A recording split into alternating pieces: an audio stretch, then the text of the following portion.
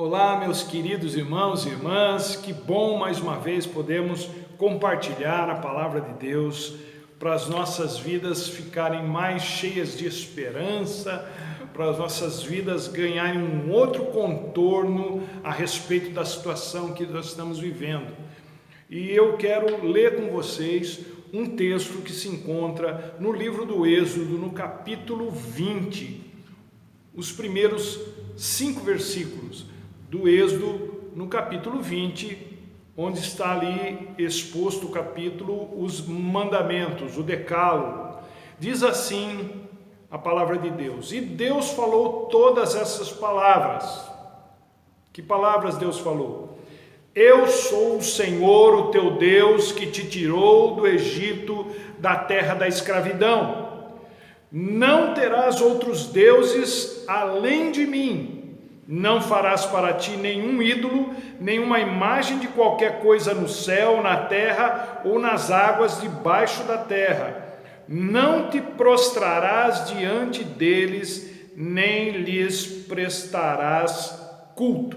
Até aqui. Vamos orar?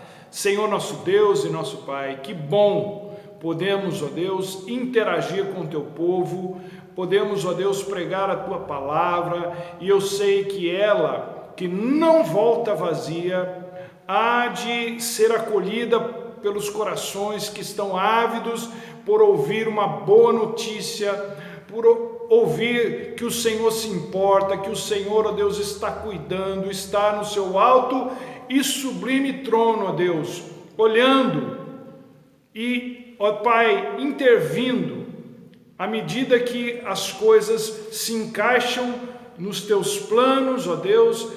E eu sei que o Senhor está vindo em socorro do teu povo. Eu peço que o Senhor abençoe cada pessoa, cada lar onde esta palavra for ministrada. Nós oramos assim no nome de Jesus. Amém e amém. Bom, gente, nós vivemos numa época em que as pessoas, elas têm sede de serem reconhecidas, elas têm necessidade de serem vistas, é praticamente uma necessidade de serem adoradas. Eu acho que sempre foi assim, mas hoje, com o alcance gerado pelas redes sociais, isso tem se tornado cada vez mais evidente. Toda semana algum vídeo viraliza e um anônimo vira uma celebridade, ainda que por pouco tempo. Andy Warhol, a maior figura do movimento pop art nos Estados Unidos, profetizou isso na década de 60, ao dizer que um dia todos teriam direito a 15 minutos de fama. São as chamadas celebridades instantâneas, mas tão instantâneas quanto a sua fama são as suas ruínas. Afinal de contas, são apenas 15 minutos de fama, segundo Warhol. E é isso que dura a fama. Pouco. Menos, muito menos do que a própria vida, que já é curta. A carreira de um atleta dura poucos anos. A carreira de um ator, de uma atriz, de um cantor, de um músico, depende do sucesso dos filmes, do sucesso das músicas, mas são poucos que chegam ao final da vida em meio à fama. A grande maioria cai no esquecimento. Alguns poucos conseguem ficar eternizados após suas mortes, mas morto não sabe que as pessoas os admiram, portanto, isso nada significa para eles. De forma geral, o que acontece são as celebridades instantâneas mesmo. É caneta azul, são os memes, e por aí vai. Esses dias eu estava assistindo uma postagem no YouTube de atores e atrizes que morreram nos últimos anos e eu nem sabia. Aliás, alguns eu nem sabia que existiam, quanto mais que haviam morrido. Não, o ser humano, ele anseia por reconhecimento, por adoração, mesmo que seja passageira, mas verdade seja dita. Só existe espaço para um nesse quesito. E até o diabo sabe disso. Ele até tentou ocupar um lugar que não era dele, mas não deu. Agora, muita gente acha que Deus é egocêntrico, que ele exige adoração como se ele fosse um adolescente mimado, com muito poder, cheio de poder, que obriga as pessoas a fazerem o que ele quer, senão ele as destrói, ele as castiga, ele as manda para o inferno. Eu quero enfatizar para você que Deus não é nem egocêntrico e nem se alimenta da nossa adoração. O que ele está fazendo aqui, ao dizer essas palavras, eu sou o Senhor teu Deus, não terás outros deuses diante de mim, não fará para ti nenhum ídolo, não se prostrarás a nenhum deles. O que Deus está dizendo aqui não tem nada a ver com ele, e sim conosco. Qualquer coisa ou ser que se adore sem ser o Deus verdadeiro e único, é um ídolo. E os ídolos, eles provocam impactos negativos, eles resultam em coisas ruins nas e para as pessoas, sem que elas se deem conta disso, sem que elas percebam. Por exemplo, os ídolos levam as pessoas a pensarem que elas podem ser livres num sistema como o que vivemos, que se baseia no poder, na riqueza e na fama, que, diga-se de passagem, são ídolos ferozes. Liberdade nesse mundo é algo muito questionável, é uma ilusão, e por ser uma ilusão, ela escraviza. E nós estamos sentindo isso na pele com as restrições, com as proibições e com as ameaças de punições mais severas se as determinações do governo estadual não forem atendidas, não forem respeitadas, seja lá o que for que isso signifique. Então, o que dá para a gente depreender de tudo isso que está acontecendo é que não existe liberdade num universo governado por homens. Porque de um lado a gente tem os homens que querem fazer o que dá na telha, sem ter que dar satisfação a ninguém. E do outro, nós temos homens que querem subjugar os seus semelhantes como se deuses fossem. É por isso que Jesus, lá em João, no capítulo 8, verso 32, diz que só é possível ser livre conhecendo a verdade. E quando ele fala isso, ele não está falando da verdade como um conceito, ele está se referindo à verdade como uma pessoa, ou seja, conhecendo a Ele, conhecendo a Deus, porque fora de Deus não há liberdade, há sim escravidão, pressão, opressão, punição, indefinição e muita confusão. Fora de Deus, os ãos são muitos. Então eu queria rapidamente tentar analisar com vocês essa declaração que Deus faz a respeito de si mesmo no Decálogo, para ver que mensagem Ele está querendo nos passar e se ela realmente se aplica a nós hoje.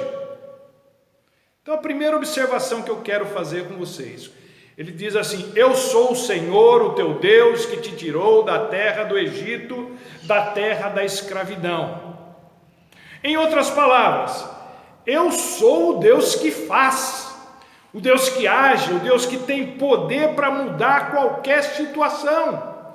Eu não sou um ídolo inútil e qualquer.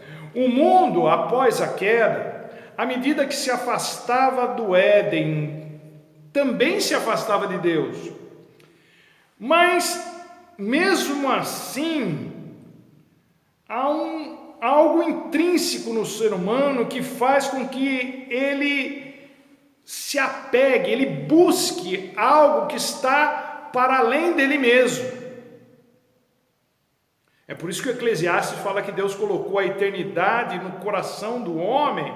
Significa que o homem precisa de algo que não está aqui agora, que está além dele. Então, o que o homem faz? Ele se afasta de Deus, o vazio está lá. Ele passa a fabricar os seus deuses, ídolos que se encaixam nos seus padrões, nas suas expectativas, porque os ídolos oferecem aos homens o que eles querem.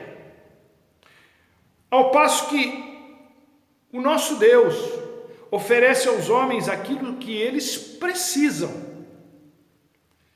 Então a sociedade está repleta de ídolos. Ídolos do futebol, ídolos do esporte, ídolos da música pop, do rock, do funk, do sertanejo, ídolos do cinema, de Hollywood, ídolos da política, ídolos das ideologias e até ídolos das igrejas. E existem prêmios, não é, para as diversas categorias de ídolos, não é? Desde o prêmio Nobel até o Oscar e o Grammy. O ser humano vibra com os ídolos, morre por ídolos, mata por ídolos. É impressionante o poder que os ídolos exercem sobre as pessoas. Mas duas coisas ficam bem claras com relação aos ídolos. A primeira é que eles criam dependência deles. Se criam dependência deles, já não existe liberdade para aqueles que estão com eles. As pessoas ficam fissuradas, hipnotizadas por eles. As pessoas se tornam dependentes deles, vivem em função deles. Tais ídolos ditam a vida das pessoas, como viver, o que comer, o que vestir, no que acreditar, onde ir ou ficar, como é o caso hoje. E aí vem uma segunda coisa. Apesar deles fazerem as pessoas se tornarem dependentes deles, eles não podem fazer nada por ninguém quando se trata de vida ou morte.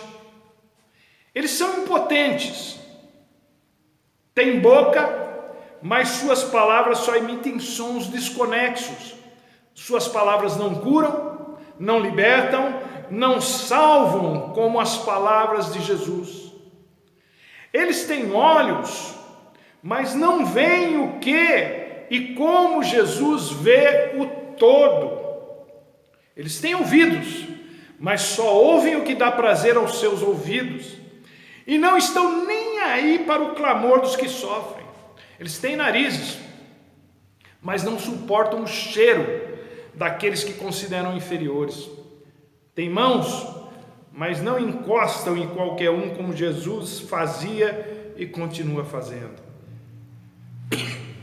Eles têm pés, mas não andam com os que consideram insignificante, como Jesus andava e anda.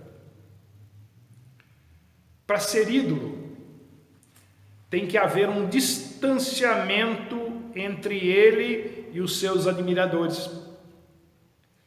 Deus não é ídolo, tanto que veio habitar entre nós e nas piores condições, justamente para sentir o que as pessoas sentem e interagir diretamente com elas. O ídolo tem que se provar inatingível, porque se houver muita proximidade, eles são desmascarados, descobertos como realmente são, isso é, tão comum ou tão comuns como qualquer um. Por isso, o Senhor Deus deixa claro aqui que só Ele é o Deus único e verdadeiro, a fim de que as pessoas não se deixem envolver por ídolos, não criem seus próprios ídolos, não percam tempo com eles, não prestem culto a eles como se Deus eles fossem, porque não são. Ídolos são criações humanas. não só idealizados pela mente humana, como também forjados pelas mãos humanas. Os ídolos são frágeis e inúteis para quem os venera.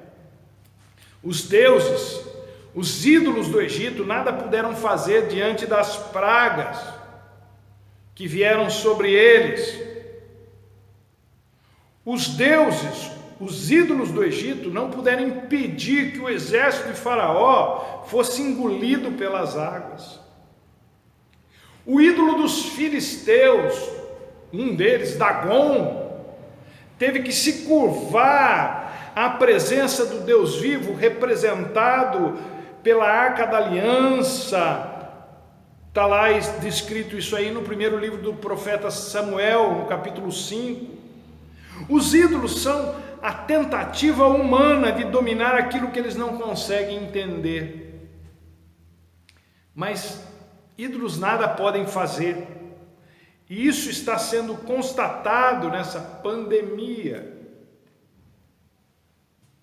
Os ídolos humanos,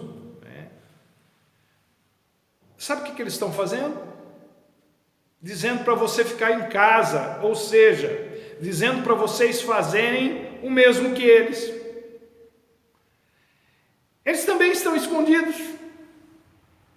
Não podem fazer nada além de se esconderem.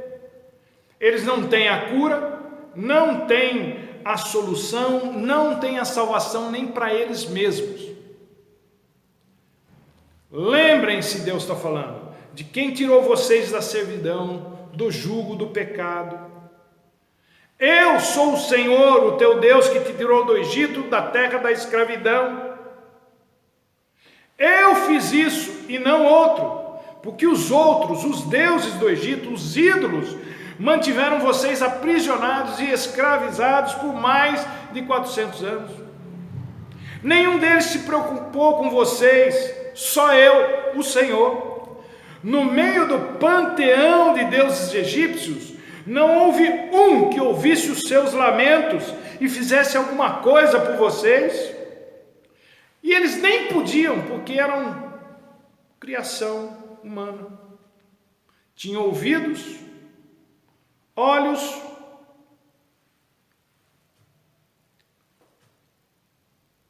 boca, mas não podiam ouvir, nem ver, nem falar, e muito menos agir e interagir a favor de alguém.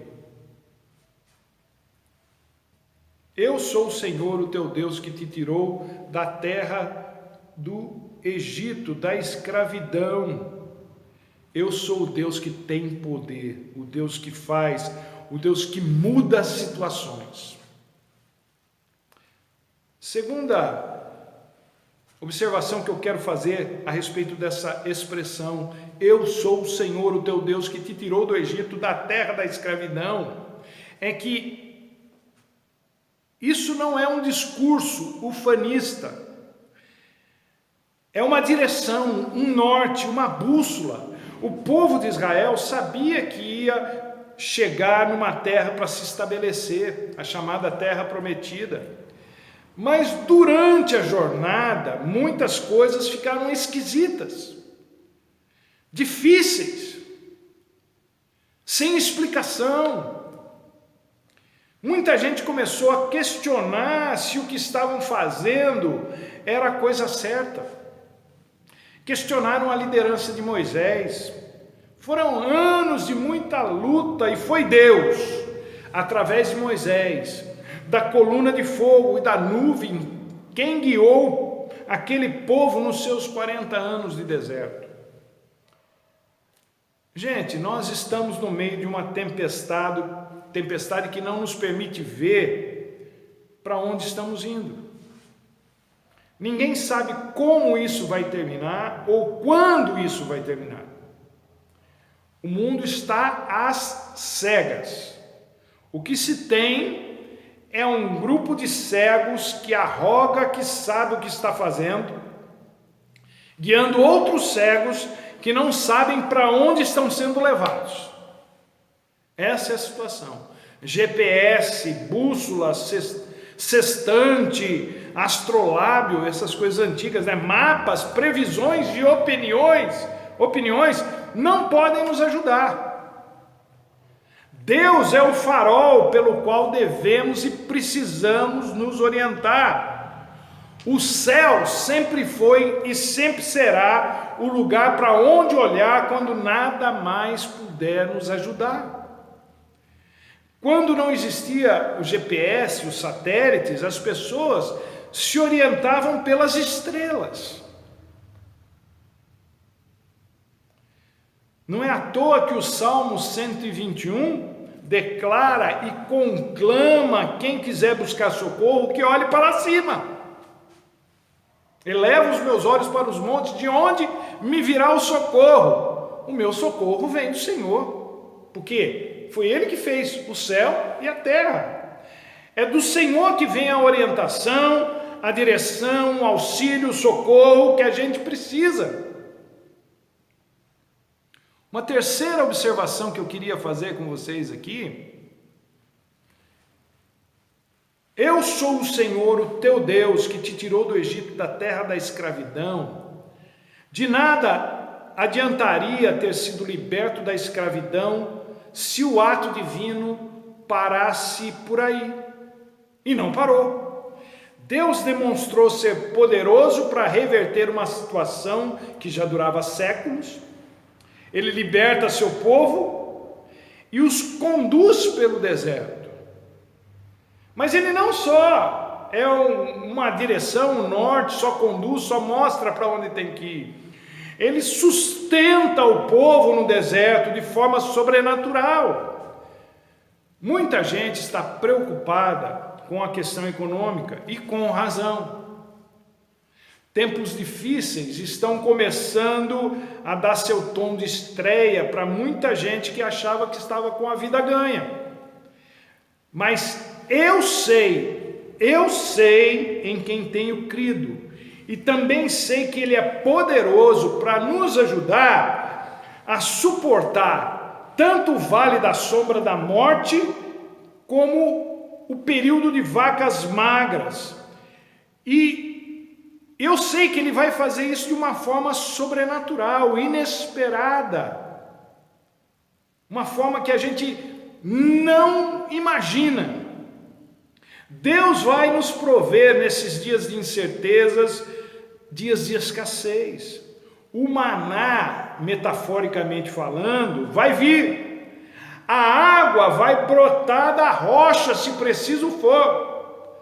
Pode ser que algumas coisas a que estávamos acostumados nos sejam arrancadas, nos sejam tiradas, mas Deus não vai nos deixar perecer neste deserto que a vida se tornou tão rapidamente.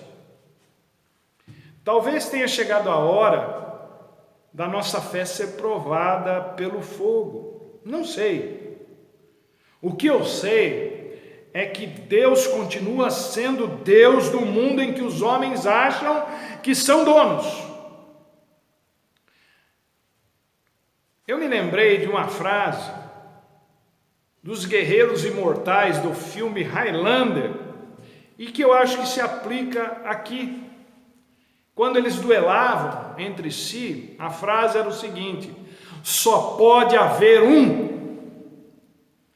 Há somente um Deus que pode mudar o rumo da história de quem se encontra devastado pela vida. Há somente um Deus que pode orientar quem está perdido nesse momento. Há somente um Deus que pode sustentar quem quer que seja nos desertos da vida. O grande eu sou. Eu sou o caminho, a verdade e a vida. Eu sou o pão da vida. Eu sou a água da vida. Eu sou a luz do mundo. Eu sou o Senhor, o teu Deus, que te tirou do Egito, da terra da escravidão. Eu vou te amparar, vou tolerar os teus desatinos, vou te guiar e vou te sustentar. Eu sou o teu Deus, não sou um ídolo. Não temas, eu sou contigo. Deus te abençoe, meu querido, minha querida, e até a próxima, se Deus quiser.